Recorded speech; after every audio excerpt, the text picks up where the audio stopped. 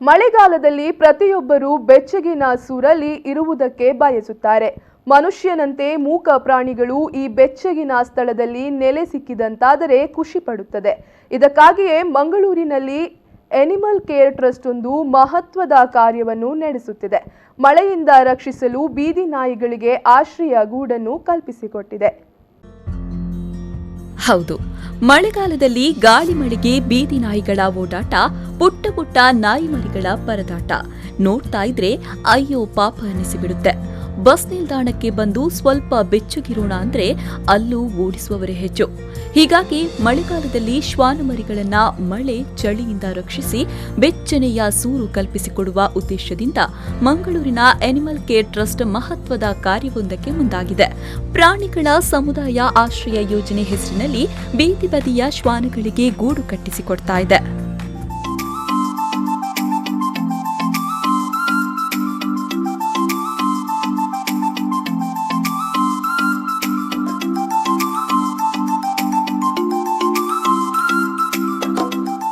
ಈಗಾಗಲೇ ನಗರದ 4 ಕಡೆಗಳಲ್ಲಿ ಈ ಬೆಚ್ಚಗಿನ ಗೂಡನ್ನ ನಿರ್ಮಿಸಲಾಗಿದೆ.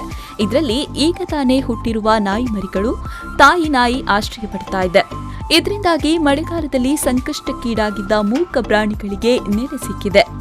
ನಾಯಿಗಳು ತೋಡಿನಲ್ಲಿ, ರಸ್ತೆ ಬದಿಯಲ್ಲಿ, ಮರದ ಕೆಳಗೆ ಮಳೆಗಾಲಕ್ಕೆ ಮರಿ ಹಾಕುವ ಸಂದರ್ಭ ನಮ್ಮ ಗಮನಕ್ಕೆ ಬಂತು. ಈ ಥರ ಪ್ರಾಣಿಗಳಿಗೆ ಆಶ್ರಯ ನೀಡಲಿಕ್ಕೆ ನಾವು community animal shelters, temporary shelters ಮಾಡಿದ್ದೇವೆ.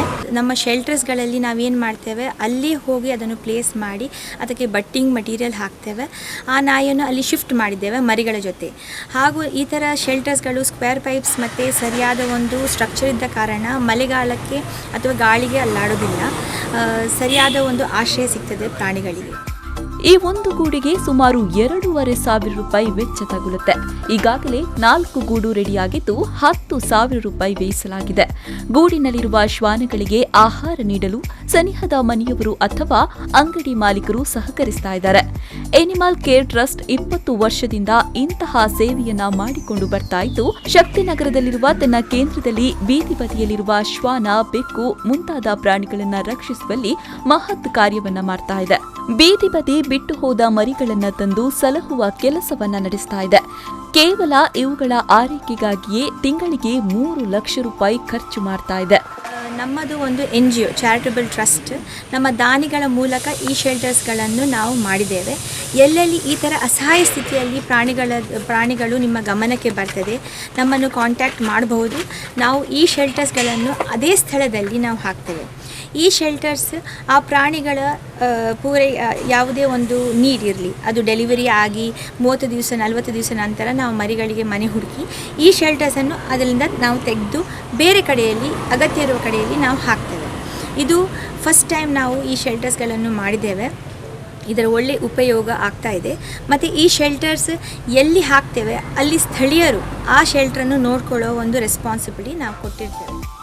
ಈ ಆಶ್ರಯ ಗೂಡಿನ ಒಟ್ಟು ಉದ್ದೇಶ ಗರ್ಭಿಣಿ ನಾಯಿ ಮತ್ತು ಅದರ ಮರಿಗಳು ಮಳೆಗಾಲದ ಸಂದರ್ಭ ಬೆಚ್ಚಗಿನ ಗೂಡಿನಲ್ಲಿ ಇರಬೇಕು ಎಂಬುದು.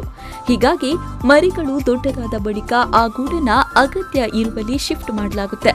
ಒಟ್ಟಾರೆಯಾಗಿ ಮಳೆಗಾಲದಲ್ಲಿ ಬೀದಿ ಬದಿ, ಚರಂಡಿ, ಮೋರಿ ಮುಂತಾದೆಡೆ ಆಶ್ರಯವಿಲ್ಲದೆ ನರಳ್ತಾ ಇರುವ ಶ್ವಾನಮರಿ ಮತ್ತು ಗರ್ಭಿಣಿ ಶ್ವಾನಗಳಿಗೆ ಬೆಚ್ಚನೆಯ ಗೂಡು ಕಟ್ಟಿಕೊಡುವ ಟ್ರಸ್ಟ್ನ ಮಹಾನ್ ಕಾರ್ಯ ಮಾದರಿಯೇ ಸರಿ. Nagesh Kavoor, V4 News 24/7 Mangaluru.